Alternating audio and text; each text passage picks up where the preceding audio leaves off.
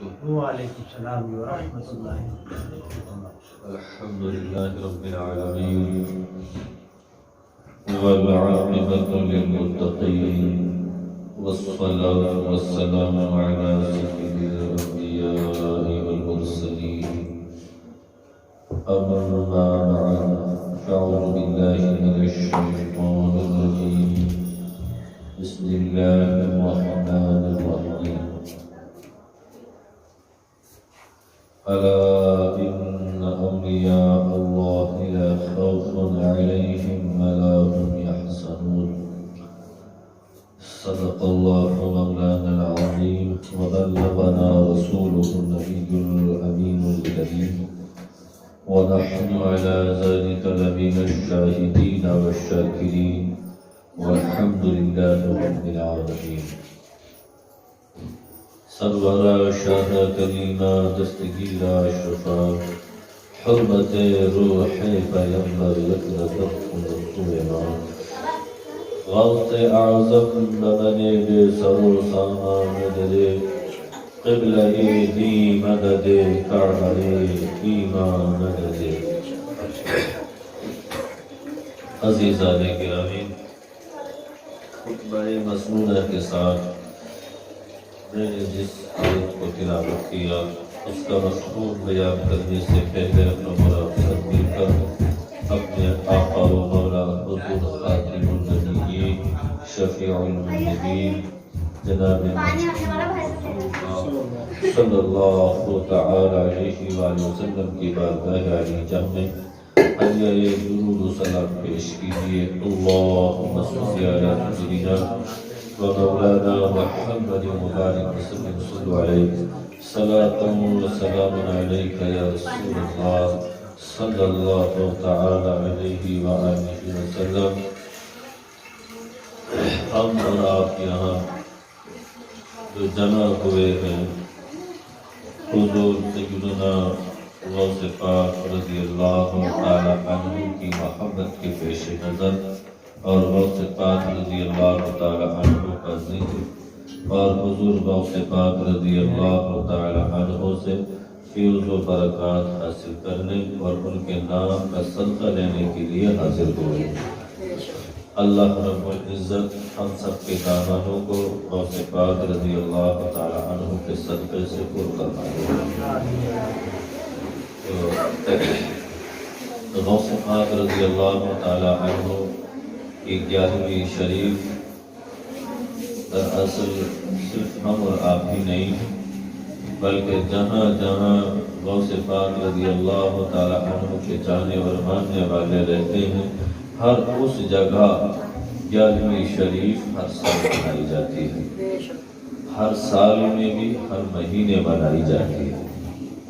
اور یہ جو 11ویں شریف کا مہینہ آتا ہے ربیع الثانی، تو اس مبارک مہینے میں تو پہلی تاریخ سے لے کر آخری 29 یا 30 تاریخ جتنی بھی ہوتی ہے اس شاد 11ویں شریف منایا کرتے ہیں.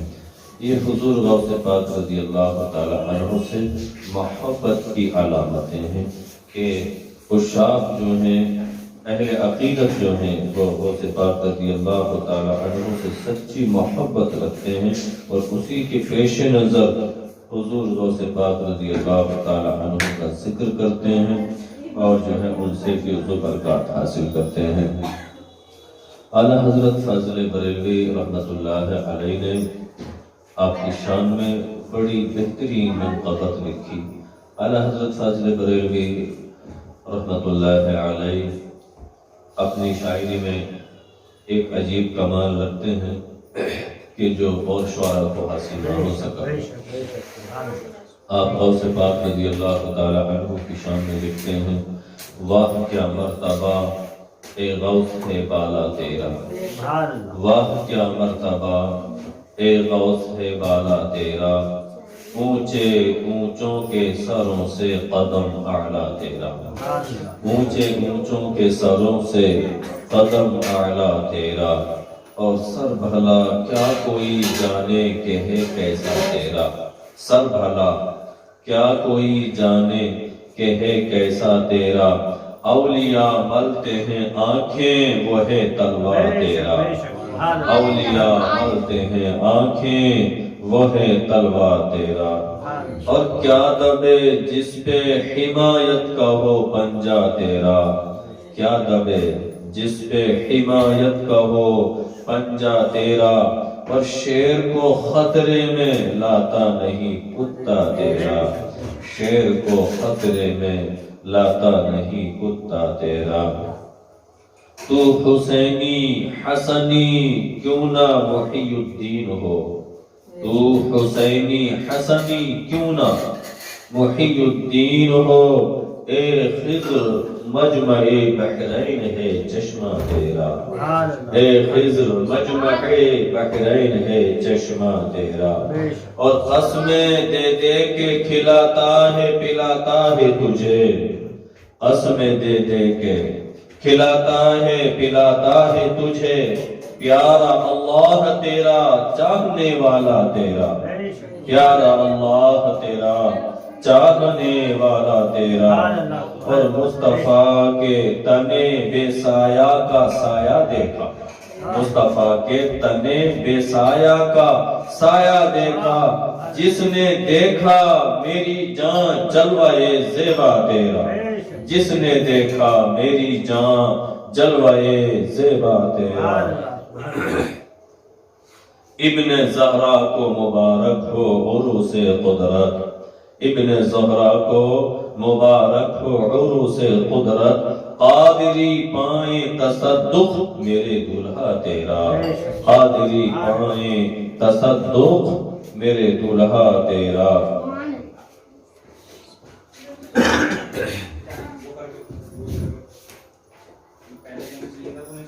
جان تو جاتے ہی جائے گی قیامت یہ ہے، جان تو جاتے ہی جائے گی قیامت یہ ہے، کہ یہاں مرنے پہ ٹھہرا ہے نظارہ تیرا، کہ یہاں مرنے پہ ٹھہرا ہے نظارہ تیرا، تجھ سے در سے سگ اور سگ سے ہے مجھ کو نسبت، تجھ سے در سے سگ اور سگ سے ہے مجھ کو نسبت، میری گردن میں بھی ہے دور کا ڈورا تیرا، میری گردن میں بھی ہے دور کا ڈورا تیرا، اس نشانی کے جو سگ ہیں نہیں مارے جاتے، اس نشانی کے جو سگ ہیں نہیں مارے جاتے، حشر تک میرے گلے میں رہے پٹا تیرا، حشر تک میرے گلے میں رہے پٹا تیرا، میری قسمت کی قسم کھائیں سگانے بغداد، میری قسمت کی قسم کھائیں سگانے بغداد، ہند میں بھی ہوں تو دیتا رہوں پہرا تیرا، ہند میں بھی ہوں تو دیتا رہوں پہرا تیرا، تیری عزت کے نثار اے میرے غیرت والے، تیری عزت کے نثار اے میرے غیرت والے، آہ صد آہ کے یوں خوار ہو پروا تیرا، آہ صد آہ کے یوں خوار ہو پروا تیرا۔ عزیزان گرامی، حضرت امام احمد رضا خان فاضل بریلوی رحمت اللہ علیہ نے آپ کی شان میں جو ہے بہت سی منقبتیں لکھی ہیں، جس میں یہ بہت وسیع و عریض منقبت ہے، تو میں نے اس کے چند اشعار آپ حضرات کے سامنے رکھے ہیں۔ عشق سے بھری ہوئی ہے محبتیں، اور اس کے اندر ادب لحاظ تمام چیزیں چھپی ہوئی ہیں۔ غوث پاک رضی اللہ تعالی عنہ کی محبت حضور سیدی اعلیٰ حضرت فاضل بریلوی رحمت اللہ علیہ نے کر کے دکھائی کہ دیکھو کس طرح سے حضور سیدنا غوث پاک رضی اللہ تعالی عنہ سے محبت کرنی چاہیے۔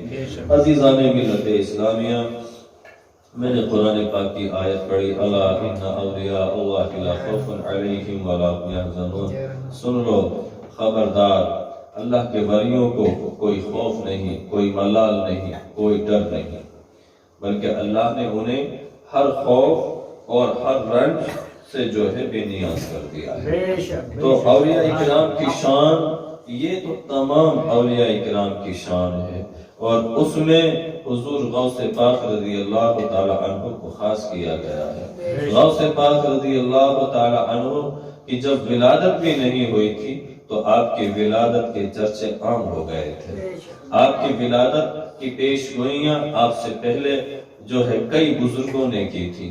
حضرت جنید بغدادی رحمت اللہ علیہ جو ہے بڑے پائے کے بزرگ اور عالم دین ہیں، تو یہ بڑے مشہور زمانہ ولی گزرے. تو انہوں نے بھی جو ہے پیش گوئی کی کہ فرماتے ہیں کہ حضرت جنید بغدادی رحمت اللہ علیہ ایک روز سر نیچے کیے ہوئے مراقبے میں تھے اور آپ نے اچانک اپنا سر اوپر اٹھایا اور فرمانے لگے کہ یہاں ایک بچہ عبد القادر جیلانی اور نام محی الدین ہوگا اور لقب عبد القادر جیلانی ہوگا، اور وہ یہاں حضور پاک صلی اللہ علیہ وآلہ وسلم کی اولاد میں سے ہوگا اور حسنی اور حسینی ہوگا، اور اس کا مرتبہ بڑا بلند ہوگا، اور وہ یہ کہے گا کہ ائمہ اربعہ اور جو ہے خلفاء اور صحابہ اکرام کے بعد جتنے اولیاء اکرام ہیں سب کی گردنوں پر میرا قدم ہے. تو عزیزان محترم، یہ پیشین گوئی حضرت جنید بغدادی رحمت اللہ علیہ نے کی. اور ایک روایت میں یوں کہ جب حضرت غوث پاک رضی اللہ تعالی عنہ کی ولادت باسعادت ہوئی تو اسی رات آپ کے والد گرامی حضرت سید ابو صالح موسیٰ جنگی دوست جن کا نام ہے، یعنی آپ کے والد کا نام ہے، تو فرماتے ہیں کہ ان کے خواب میں حضور پاک علیہ السلام تشریف لائے اور فرمایا اے ابو صالح، تمہارے گھر میں جو ہے ایک بیٹا پیدا ہوا ہے جو میرا بھی بیٹا ہے.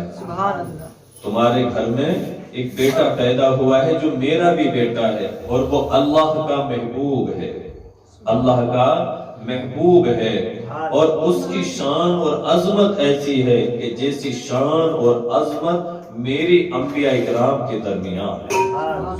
انبیاء اکرام علیہ السلام کے درمیان آقا علیہ السلام کے عظمتوں رفعتوں کے کیا کہنے ہیں. آپ امام الانبیاء ہیں، آپ خاتم النبیین ہیں، آپ شفیع المذنبین ہیں.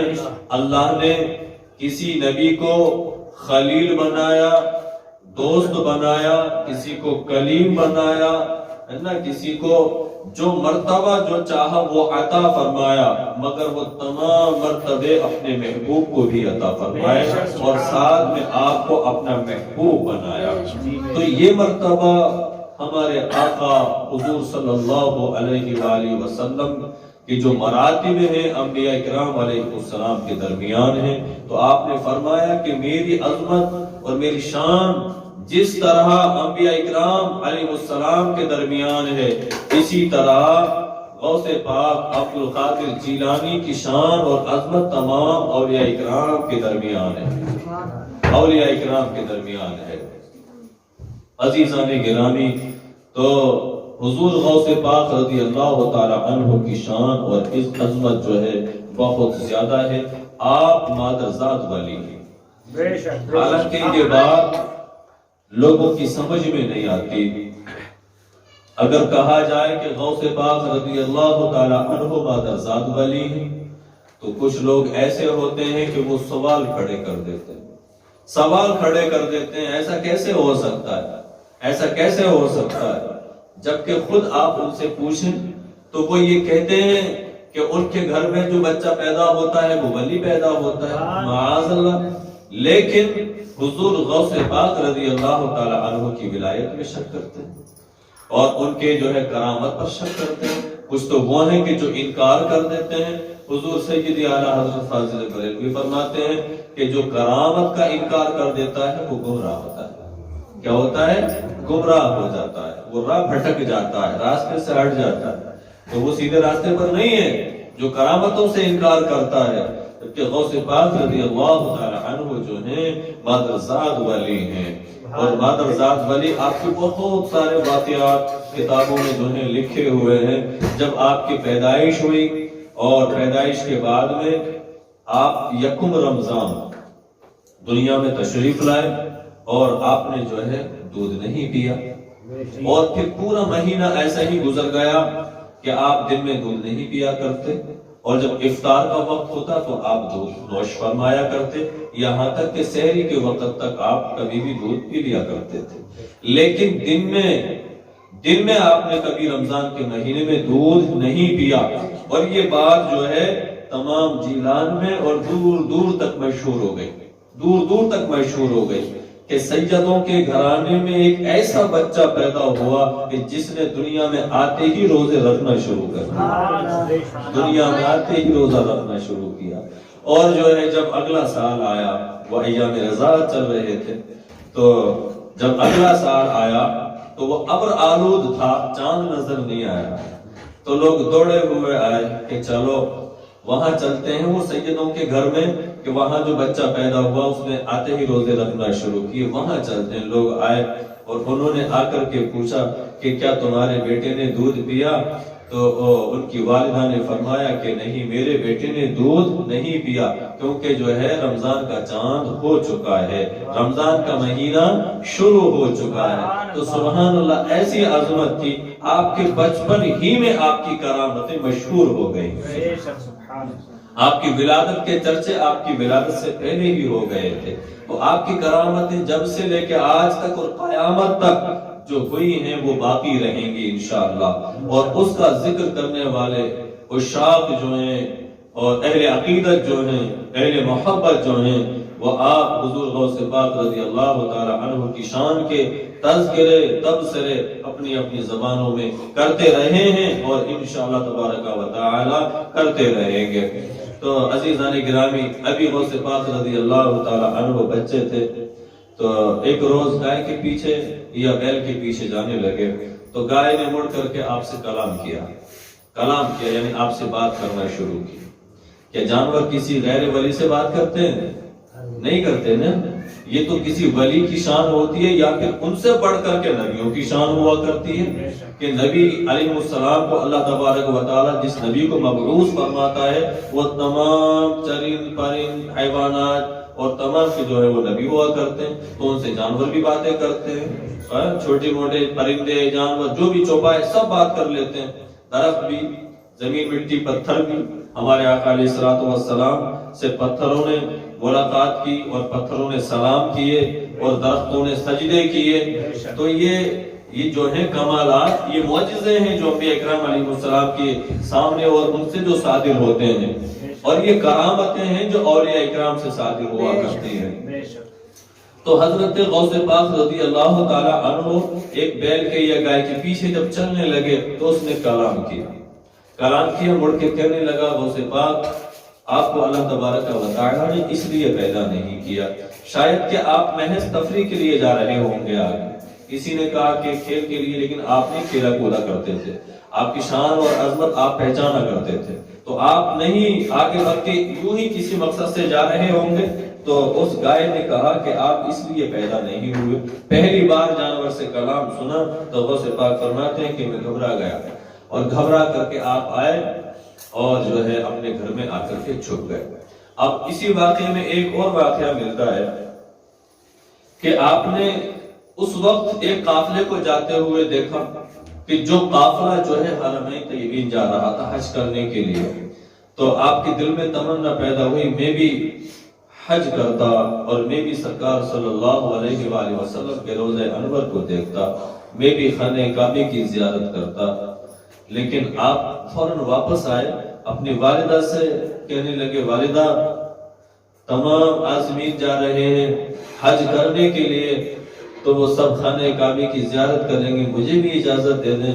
آپ کی والدہ نے فرمایا، بیٹا، ابھی تمہارے ذمہ دین کی تعلیم سیکھنا ضروری ہے، پہلے دین کی تعلیم حاصل کر لو، اور انشاءاللہ یہ زیارت اور یہ خانہ کعبہ کا حج انشاءاللہ تمہیں ہو جائے گا آگے چل کے۔ تو آپ نے دعا دیا آپ کی والدہ نے پھر لیکن ان کے دل میں محبت اس قدر پیدا ہوئی کہ یہ قافلے کو جو چھوڑ کر کے آئے تھے اس قافلے کو دیکھنے کے لیے پھر چھت پہ چڑھ گئے، اور چھت پہ چڑھ کر کے یہ کوشش کرنے لگے کہ کاش قافلہ تو نظر نہیں آگا، بہت دور چلا گیا، میں ان کے پیروں سے اڑے ہوئے غبار کو ہی دیکھ لوں گا کہ وہ مدینے جانے والا قافلہ ہے، وہ مکہ المکرمہ جانے والا قافلہ ہے۔ بس دل میں یہ تمنائیں تھی، ابھی آپ کا بچپن تھا، تو اللہ رب العزت کو یہ بات اتنی پسند آئی، یہ چیز، یہ محبت، یہ اشارے اتنے پسند آئے کہ اللہ تبارک و تعالیٰ نے آپ کے جیلان سے اور مدینہ طیبہ اور آپ کے گھر سے مکہ المکرمہ کے درمیان جتنے پردے حائل تھے تمام ہٹا دیے، اور غوث پاک رضی اللہ تعالی عنہ کی نظر کے سامنے خانہ کعبے کو رکھ دیا، حضور پاک علیہ السلام کے روضے کو رکھ دیا۔ اے عبد القادر دیکھ، جو میرے گھر سے مجھ سے محبت کرتا ہے ہم اس سے پردہ نہیں کیا کرتے، ہم اس سے پردہ نہیں کیا کرتے۔ دیکھ لو عبد القادر، جتنا دیکھنا ہے میرے محبوب کے گھر کو بھی دیکھو اور میرے گھر کو بھی دیکھو۔ عزیزان گرامی، یہ غوث پاک کی شان ہے کہ آپ کے سامنے سے تمام حجابات ہٹا لیے گئے، تو یہ غوث پاک رضی اللہ تعالی عنہ کی شان۔ اور آپ سے پوچھا گیا، اے عبد القادر جیلانی، غوث پاک رضی اللہ عنہ، یہ تو بتاؤ کہ آپ کو اپنی ولایت یعنی ولی ہونے کا جو پتہ چلا وہ کب چلا؟ تو آپ فرماتے ہیں میں 10 سال کا تھا، میں آواز سنتا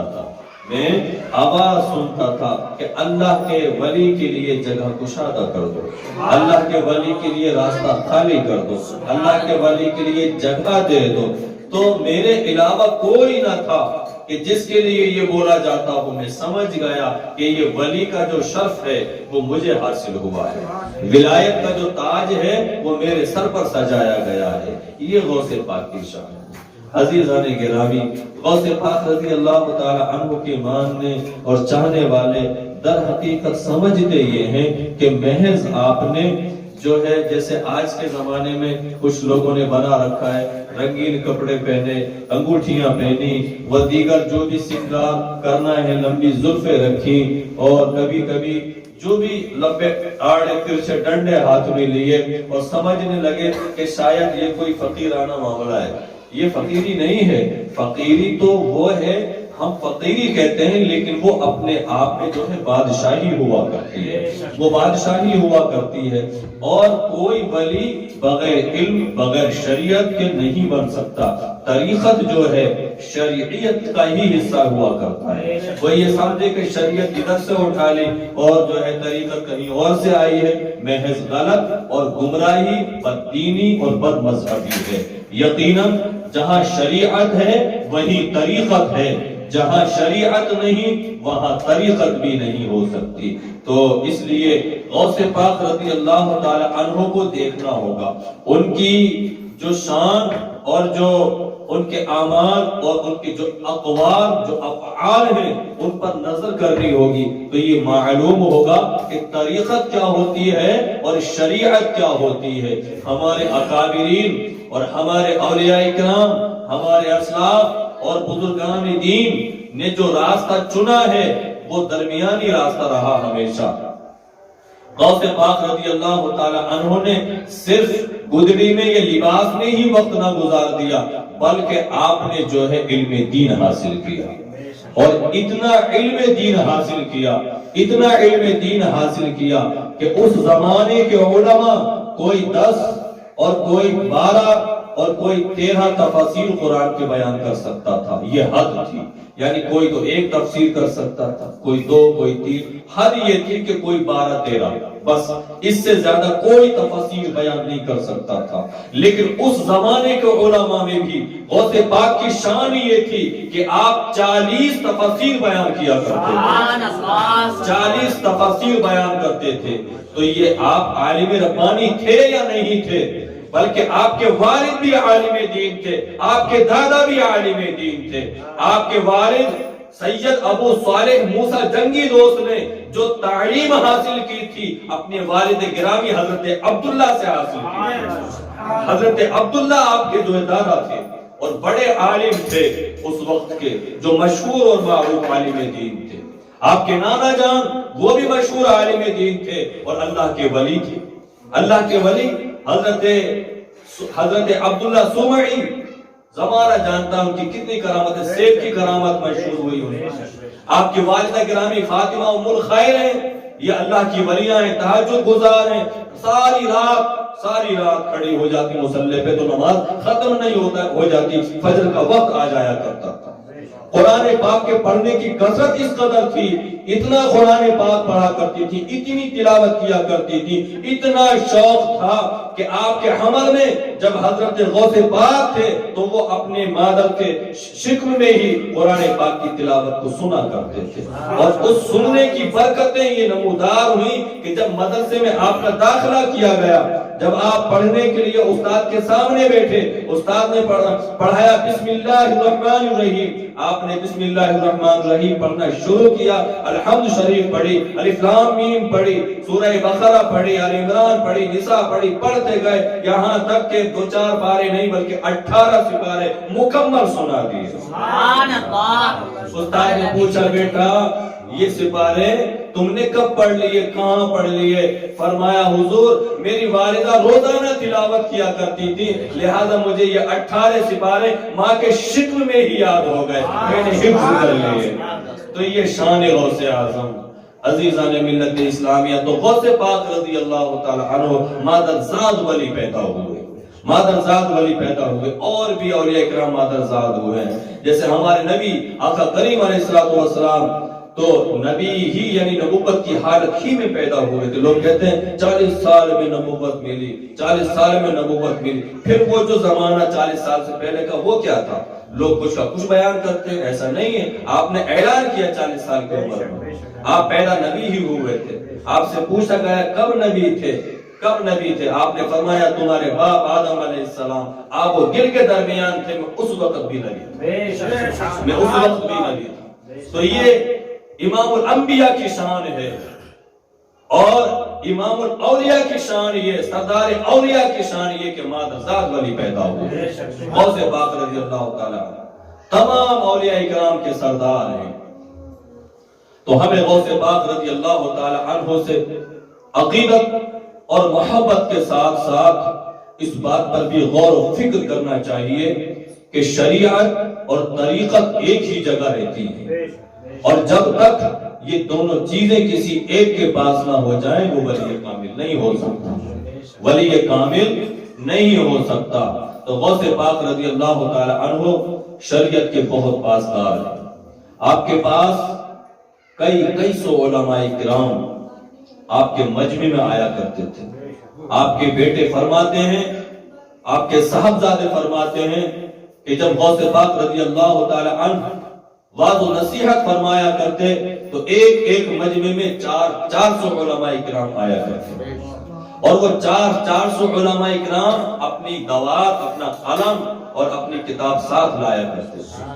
غوث پاک رضی اللہ تعالی عنہ کی زبان مبارک سے نکلنے والے تمام کلمات کو لکھا کرتے تھے اور پھر اس کو آگے پہنچایا کرتے تھے۔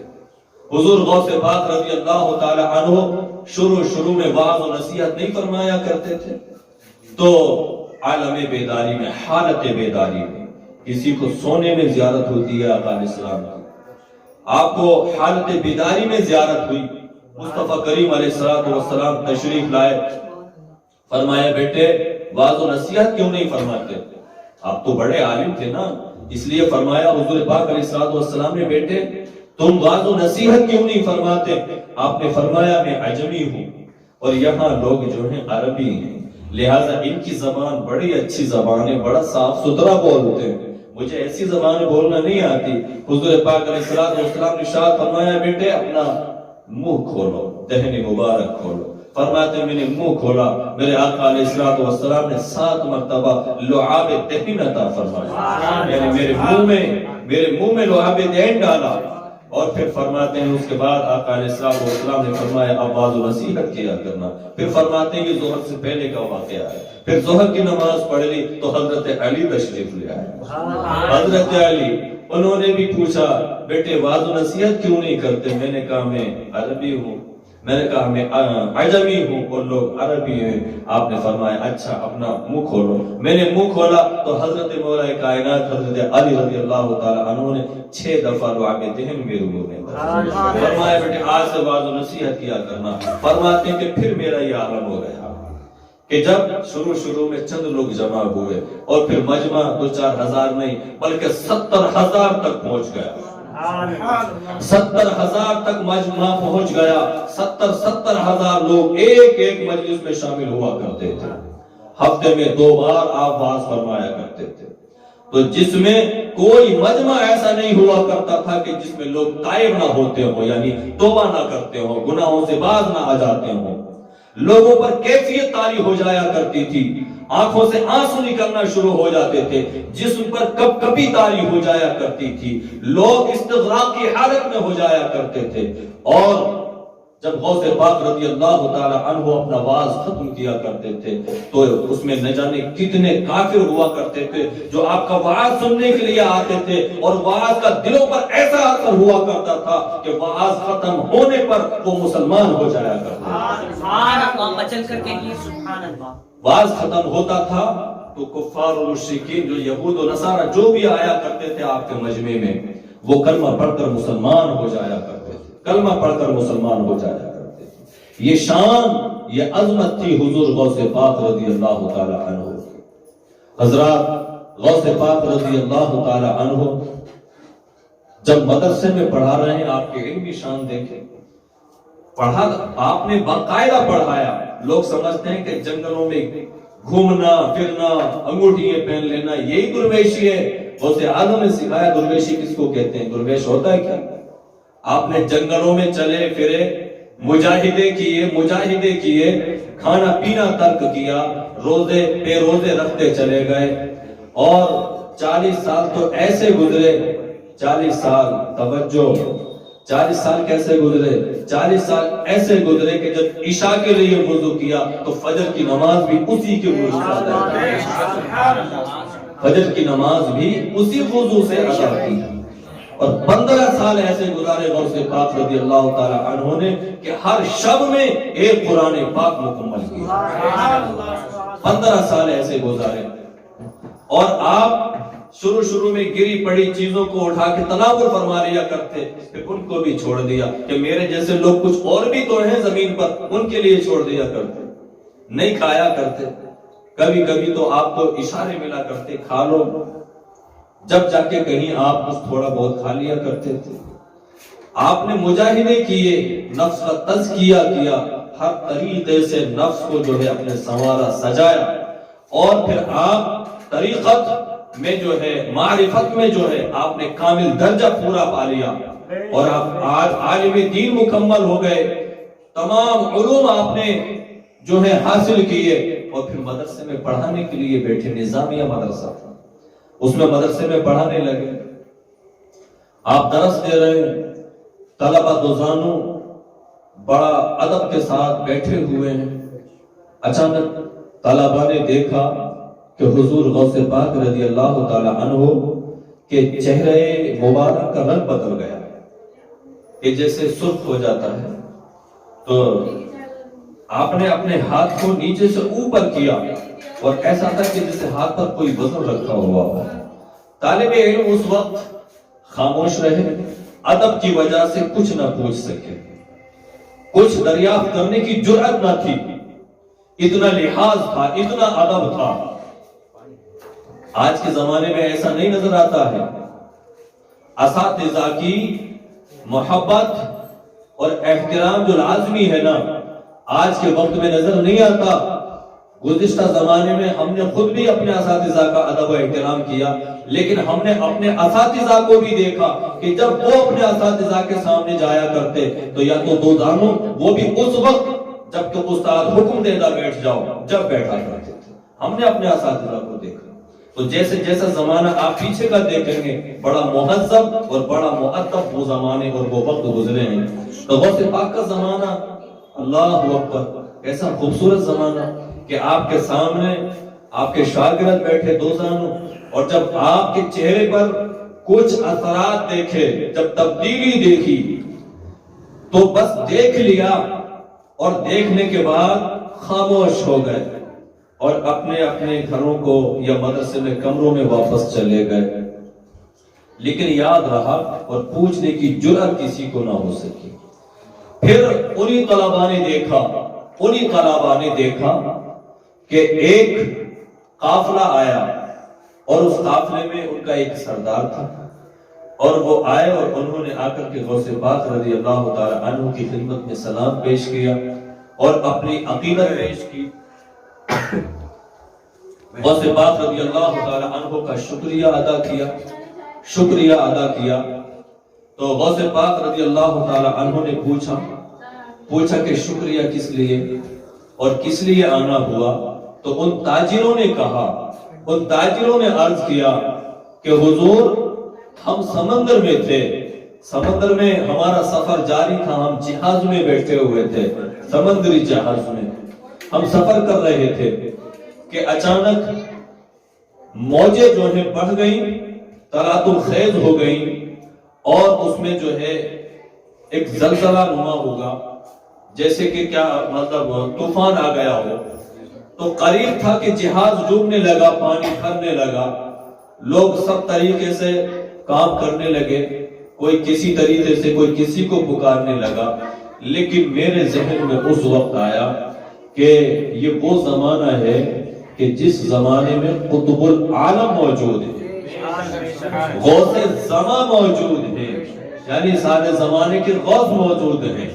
تو میں نے کہا غوث اعظم المدد، میں نے کہا یا غوث اعظم المدد، بس اتنا کہنا تھا کہ سمندر سے ایک ہاتھ نمودار ہوا اور وہ کشتی جس جہاز میں ہم بیٹھے ہوئے تھے وہ سنور گیا اور ڈوبنے سے بچ گیا۔ تو عزیزان گرامی، وہ طالب علم کہتے ہیں کہ وہ جو اس دن ہم نے اپنے غوث پاک رضی اللہ تعالی عنہ کے ہاتھ کو دیکھا تھا، وہ در حقیقت مدرسہ پڑھاتے ہوئے اس جہاز کو سنبھالا تھا، ڈوبنے سے بچایا تھا، مدرسہ پڑھاتے ہوئے۔ تو ایسے عالم بھی تھے اور ایسے ولی کامل بھی تھے، غوث زمان بھی تھے اور قطب الاقطاب بھی تھے، اور حضرت غوث پاک رضی اللہ تعالی عنہ کا نام محی الدین رکھا گیا، محی الدین۔ اور یہ محی الدین کیوں پڑا آپ کا نام؟ دین کو بچانے والے، دین کو زندہ کرنے والے، دین کو زندگی دینے والے۔ آپ فرماتے ہیں کہ میں ایک روز راستے میں تھا، جنگل میں تھا، تو میں نے دیکھا کہ ایک پتلا دبلا شخص جو بہت ہی کمزور اور لاغر تھا، اس نے میرا نام لے کے پکارا، عبد القادر ادھر آؤ۔ میں جب گیا تو اس نے سلام کیا، میں نے سلام کا جواب دیا، اس نے کہا مجھے سہارا دو، میں نے سہارا دیا تو اٹھ کے کھڑا ہو گیا، اور پھر میں نے دیکھا دیکھتے ہی دیکھتے اس کا رنگ بھی بدل گیا اور اس پر جو ہے توانائی اور تندرستی چھانے لگی، وہ دیکھتے ہی دیکھتے توانا اور تندرست اور طاقتور ہو گیا، خوبصورت بھی ہو گیا۔ تو مجھ سے سوال کیا، عبد القادر کیا تم مجھے جانتے پہچانتے ہو؟ میں نے کہا میں تو نہیں جانتا، لیکن آپ بتائیں مجھے کیسے جانتے ہیں؟ تو اس نے کہا اس لاغر اور کمزور جو تھوڑی دیر کے لیے تھا اور اب طاقتور ہو گیا تھا، اس نے کہا عبد القادر میں تمہارا دین ہوں اسلام، اور اسلام کی حالت یہ ہو چکی تھی جو تم نے دیکھی، یعنی اسلام کمزور پڑ چکا تھا، لاغر ہو گیا تھا، دبلا ہو گیا تھا، اس کا رنگ جا چکا تھا، لیکن اے عبد القادر تم اس دنیا میں آ گئے، اسلام کو طاقت مل گئی، اسلام کو تقویت مل گئی، اور جو میرا یہ ابھی دیکھتے ہی دیکھتے طاقتور ہونا ہے یہ اسی لیے ہے کہ تم نے دین کو دوبارہ زندگی عطا فرمائی، تم نے اسلام کو دوبارہ زندہ کر دیا۔ تو اسلام کو دوبارہ زندہ کرنے والے جو ہیں غوث پاک ہیں۔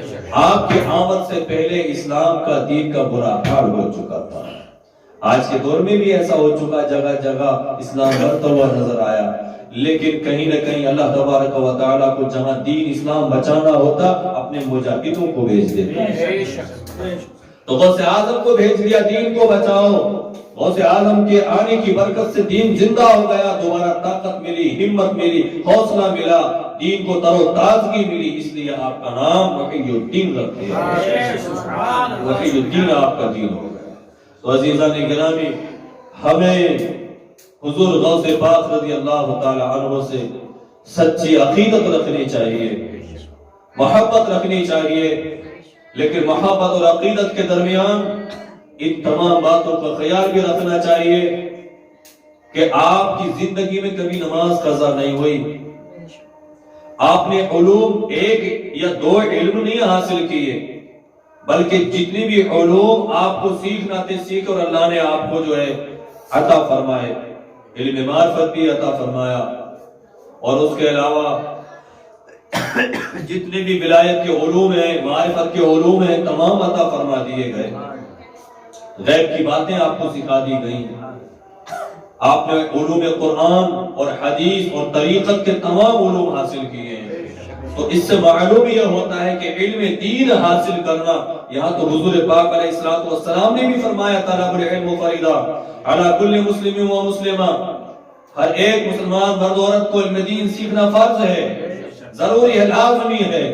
اسی طرح غوث اعظم سے بھی سیکھنے کو ملتا, انہوں نے سیکھ کر بتایا, دیکھو میں نے سب سے پہلے علم حاصل کیا, دین کا علم حاصل کیا, حدیث کا علم حاصل کیا, قرآن کا علم حاصل کیا, اس کے بعد میں نے معرفت کے راستوں کو ڈھونڈا, میں نے وصال کے راستوں کو ڈھونڈا تو پا لیا, اور اللہ نے مجھے قطب بنا لیا.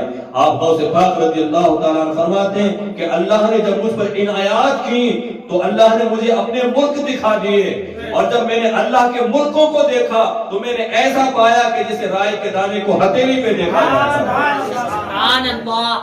اللہ کے ملکوں کو کیسا دیکھا, جسے رائے کے دانے کو ہتھیلی پہ دیکھا جاتا ہے. آپ فرماتے ہیں کہ اللہ نے مجھے بڑے راز عطا فرمائے, اگر میں اپنے راز پہاڑوں پہ ڈال دوں تو ریزہ ریزہ ہو کر بکھر جائیں, اور ریت میں اور پہاڑ میں کوئی فرق نہ رہ جائے.